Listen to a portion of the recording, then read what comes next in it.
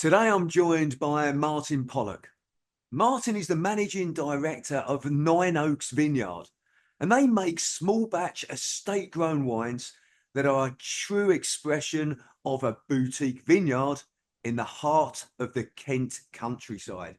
So welcome, Martyn. Thanks, Simon. Great to be here. Yeah, look, thank you for joining us. Martyn, tell us a little bit more about Nine Oaks Vineyard. So yeah, as you said, we make small batch estate grown still and sparkling wines. We're a family run business based in the village of Hothfields, just outside Ashford. We planted our vineyard in 2020 during the first lockdown, back during COVID. And we got our first wines 2 years ago. So we started off with a still rosé and a lightly oaked Chardonnay.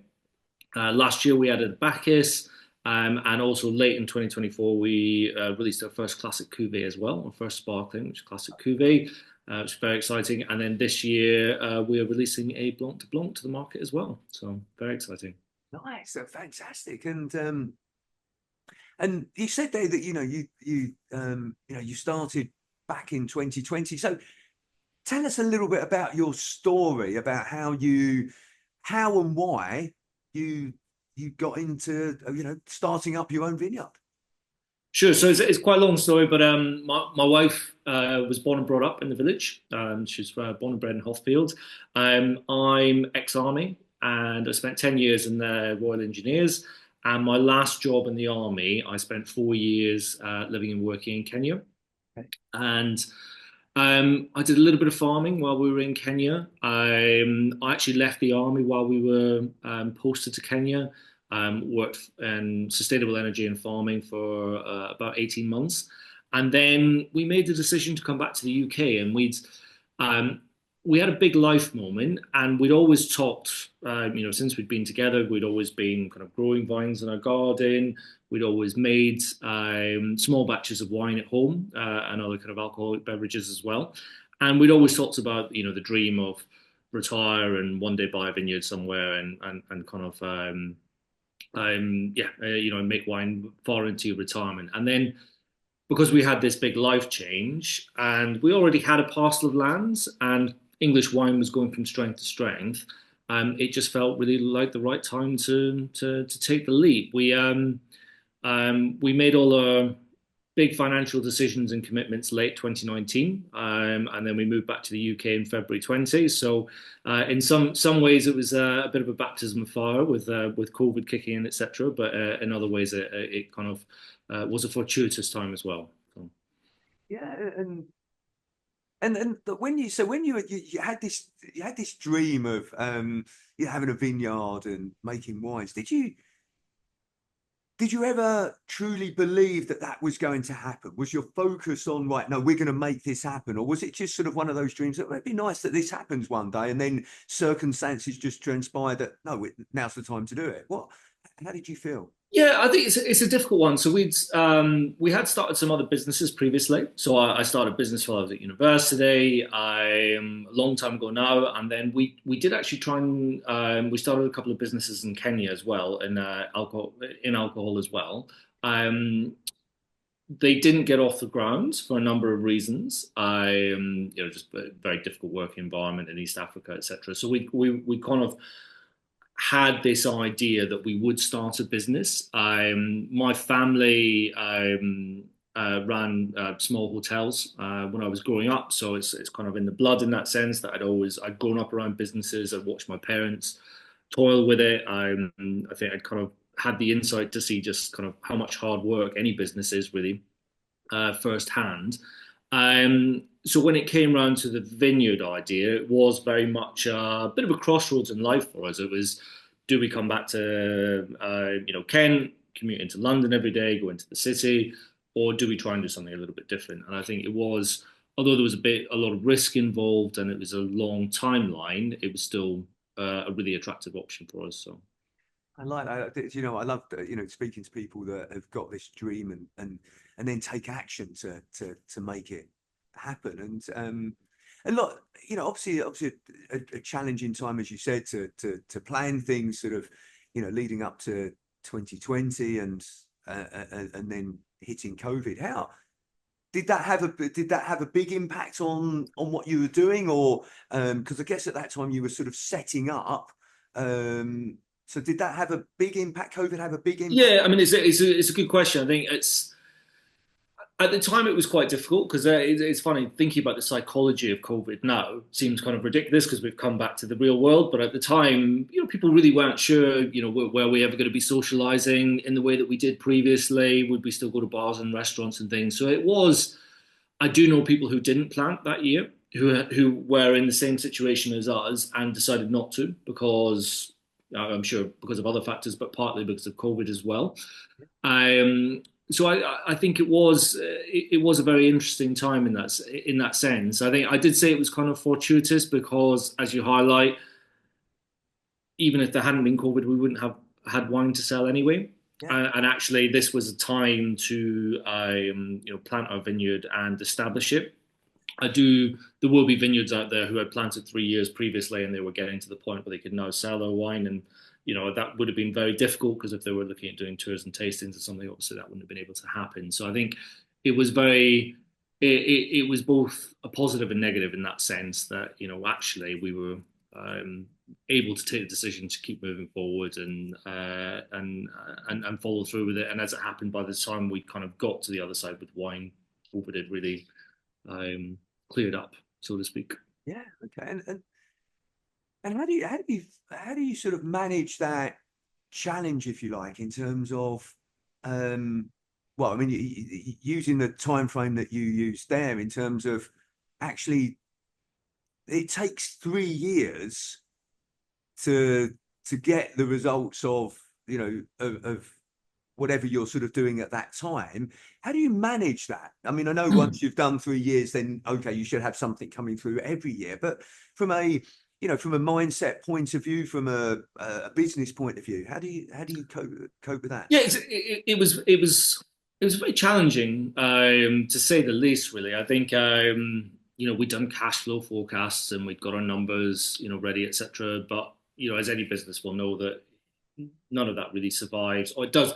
It doesn't give an accurate picture of what's going to happen in the future, and especially over a 3 year period, it is very, very challenging without income coming through the business, but still having even basic things like accounting payments to make and upkeep of the website and things, all the things that normal businesses to say, well, this is through cash flow and it's fine and it's not a problem. But actually, when there's nothing coming in, these are all these payments are a challenge to make, over and above just the normal running of the vineyard, which still costs money even if there aren't grapes there. Yeah. I said that the crossroads was go into the city or start the vineyards. I ended up going into the city anyway, and I worked as a management consultant for 4 years to really to pay the bills while we were setting up. So I'd work kind of Monday to Friday, 9 to 5 as a management consultant, and then evenings and weekends. We would be, either in the vineyards, doing the physical manual work, or trying to set the business up in the margins as well. So yeah, so getting that balance and yeah, Mm. time. But what I liked, you said about there is that actually, yeah, to prepare the cash flow, to plan, um, and look, you're a military man, so you do. I'm probably sort of not saying this phrase right, but what is it they say in the military? Something like "no plan survives Survives first contact. contact" or Yeah. something like that, isn't it? So Yeah, and I think we've got to a stage now where our cash flow and our projections are fairly accurate, but I think a little bit of any business that you start, there will be a number of unknowns unless you're doing something exactly that you've done in a previous career. There will be a number of unknowns. So there are always obstacles as you go forward. And I think with farming particularly, there are metrics you can use, assumptions on how many how many tons of grapes you'll get from a specific parcel, or how much you'll spend on this or that in a given year. But every year is completely unique, and I think that's one of the challenges we've found is that every single year we've had a different problem to deal with and a different cost that we weren't expecting, and that wasn't in that hadn't come from our consultant or whatever, because it was just the challenge of that year. So Well, I guess that's the other thing, isn't it? Because obviously, it's a natural product. To some extent, you're, um, obviously exposed to the elements, the weather conditions, as to how good the actual, I don't know what you call it, but whether it's harvest, but how good that actually is, because it depends on the weather conditions, I guess. So that's something you can't control. This Yeah, thing. very much so. Yeah, it's and it is. There are things you can do, but exactly as you say, you cannot control.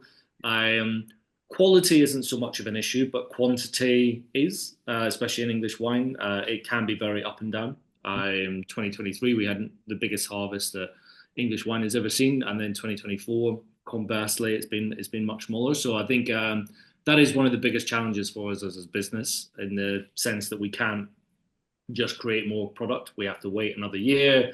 And we might be way over what we want, but we equally could be way under as well. Yeah, yeah. And I always say this, there's things in life that we can control. There's things in life that we can influence, and there's things in life that we can't control. So yeah, and weather is one of those things that we just cannot control. As you say, you can influence how the weather might impact the crop, but you can't actually control it. So what would you say is the biggest challenge that you've faced being a business owner? Um, Biggest challenge, I think. I think the biggest thing that I've seen really is when you start any kind of business. I think as a society, we always see business owners and businesses as kind of success and wealth. Mm. And things going well, and that's perpetuated by you see things in the media, you see kind of the Elon Musks and the Jeff Bezos of this world, and I think it's easy to daydream and think that things will always go well in your business, and actually failures, challenges, difficulties are part and parcel of what happens in any business, and I think. Um, being able to I think through how what defining what failure is. Yeah, And I think a lot of people talk about defining success. If you yeah, look on LinkedIn, it's all about projecting success, positive thinking, etc. But actually, one thing that we found from 2024 was a very, very challenging year. mhm, It was a perfect storm in every way with the weather, yeah, and that impacted a lot in terms of what crop we were able to harvest yeah, back in October, and defined what wines we will have, in the future coming up. And actually, um, we've found ourselves in a good position now. We've got wines to the wines that we want and the quality that we want for going through this year. But there was a point at harvest where actually we hadn't foreseen this coming. In terms of we talked about it, we knew that it was possible for it to have challenging years in English wine. We'd come off the back of two very good years, and obviously when things are going well, mindsets start thinking, well, actually this is always going to go well, and this is always going to be easy. yeah, And actually, I think one of the um, biggest challenges or things that I wish that I'd done previously is sat down and really said, what is failure? What is the worst possible thing that can happen in our business? And as you say, things that are in control, things that you can influence, and things that are out with your control. And some people may look at that and say, well, this is farming, and it's not. There's a different. The weather doesn't impact everyone's business, but thinking of things like COVID and the war in Ukraine, affecting supply chains, there are going to be things out there that you just can't control. And yeah, actually, really thinking through um, what a failure looks like, or what a really big challenge looks like. What would actually happen in that situation, and how do or how do we adapt, and how do we be flexible enough that we can meet that challenge? And I think that's something I certainly didn't do enough of as a business owner. We since have done, and actually it makes you much more. I don't want to say comfortable, because nobody ever wants to say they're comfortable with failure or whatever. It feels almost defeatist. But understanding, it's part of your risk management process. Really, truly understanding what can go wrong in your business, Yeah. and having an understanding of what you would do in those situations, whether that's restructuring, whether that's a pivot, whether it's a change of market or something, um, gives you a clarity of mind for when a real challenge does come. You then don't have to have that enormous amount of planning and kind of analysis to do at that stage. Yeah, and I think look again, you're right. It's the media and etc. Sort of constantly promotes all these sort of successful, whatever we define success is. I think success is really personal. But they define all these sort of successful business people. But actually, what we sort of tend to forget is that actually they went through really difficult periods as well. They had to set up their businesses and go through the challenges. And I remember seeing something. I wish I'd sort of taken more notice of it. I'll have to go back and look at it, but that it said something like a couple of years ago, a few years ago, Elon Musk was something like a month from going bankrupt. He was actually, he was within a month, he was about to go bankrupt. And now it said I can't remember what the numbers was, but it said the multi-billions that he's actually worth. So it just sort of showed how that actually even these people like, Bill Gates, Elon Musk, whoever it is, Richard Branson, they all go through these tough and challenging times. It's just that we don't see that part of it. We see the successes that they've achieved. And then actually, the other bit that you said there about contingency planning, just thinking, okay, yeah, look, this business is going to be successful. I'm going to make it successful. But what are the things that could just derail me slightly? And how can I prepare for those? How can I, make sure that if they do arrive, I'm actually in the best position that I could be in. And it sounds like you're really focused on that, now on that. Okay, thinking ahead, the planning, and thinking about those contingencies. If you could wave a magic wand and solve one challenge, what would it be? I think the biggest challenge for any vineyard is cash flow, definitely, and every business will say cash flow. But I think it takes a particularly long time, and it's very chicken and egg. Is the problems that we have as a vineyard? So sparkling wine, for instance, it takes 6 months to make sparkling wine, Okay. and then between 2 and 4 years in a cellar for mature to be ready to be released. But obviously, we have to pay all the payments up front. So it takes a long time. So as you start scaling as a business, you're creating more and more wine that's, you've got 2 or 3 vintages at a time that are, I think, we have 3 vintages at the moment that are in the cellar that are all maturing at different rates, none of which are ready to sell, or sorry, only small amounts of which are ready to sell. And conversely, we have some great financial institutions in this country, and we have got some incredible controls in place to make sure that lending is done responsibly. But when you are a very young business, that can make it very incredibly hard to find finance. So I think that would be the biggest challenge, definitely. The way we've met that really is we've had to really think outside the box, in terms of how we can, some of what we've self-funded, some of what we've looked at, kind of alternative business lenders, people who wouldn't normally lend to wine, but then we've managed to convince and say, well, look, this is, look at this as a kind of stock product, and it's got this value now, and it will have this value in the future. And I think we haven't yet landed on this is our perfect solution going forward, and I think it will take the best part of a decade to get to a point where we make as much wine as we're selling today. Yes. So it's a very, very long process, and I think that would definitely be the biggest. It's the biggest challenge. We knew it would be a challenge when we started, but we didn't realize how much of a challenge it would be. Yeah.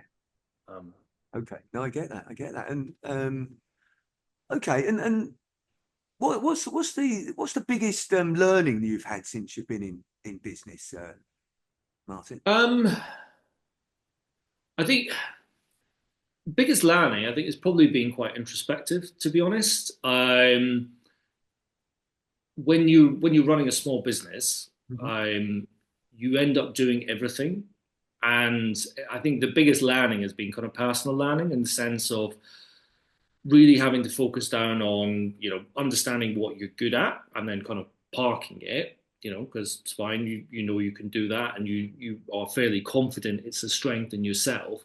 But what's much more valuable is understanding what you're not good at, Yeah, and really and coming to terms with that. And there's some things that you probably think you're quite good at, but actually there are much better people at it. And I think um, that learning has been, it's in any job you'll kind of you will come to terms with that kind of stuff. But I think when you run a business, it's much more magnified because you are doing everything kind of 24/7, and it is it becomes much sharper in your mind.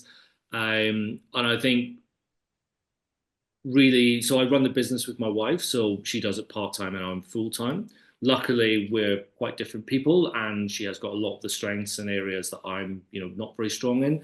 And then any other areas that we've got consultants and various associates that work with us.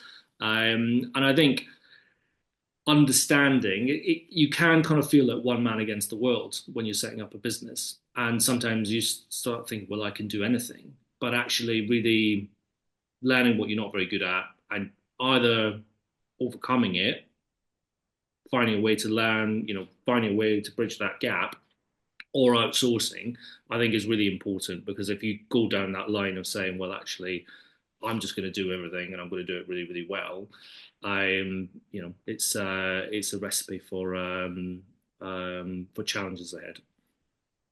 yeah, great. Look, great learning. I think you're right. It's the I think this is the thing when we're certainly when we're starting out on business, we need to do everything, not just the operations. So in your case, sort of like the grapes and the wine, but actually, sales and marketing and finance and planning and all of those sort of things, and we don't always learn that. There's not always lessons at school that taught us how to do those things. So you're right. We've either got to become a specialist in it ourselves, or recruit somebody else in, or outsource it to other people to help out. So yeah, great learning. Thank you for sharing that. And look, there's one question that I always like to ask everybody that joins me on this discussion, which is, what is the best advice that you would give to an 18-year-old you?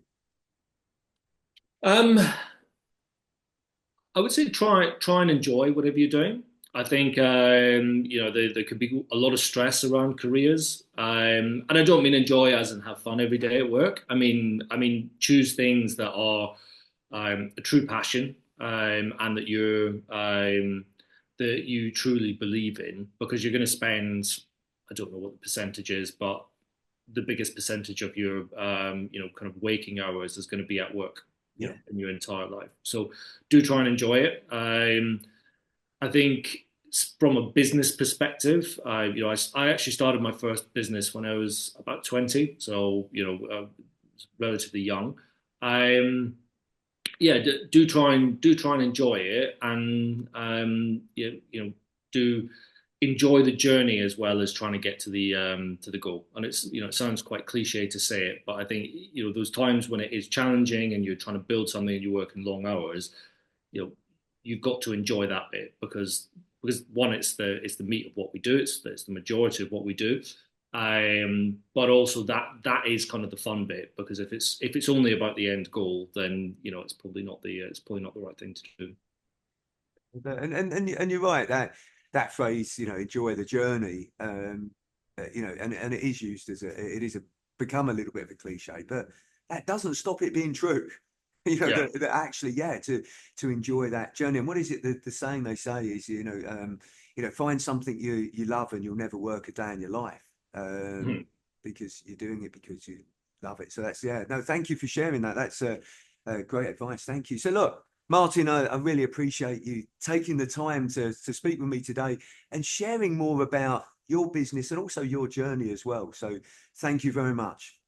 No, thank you for having me.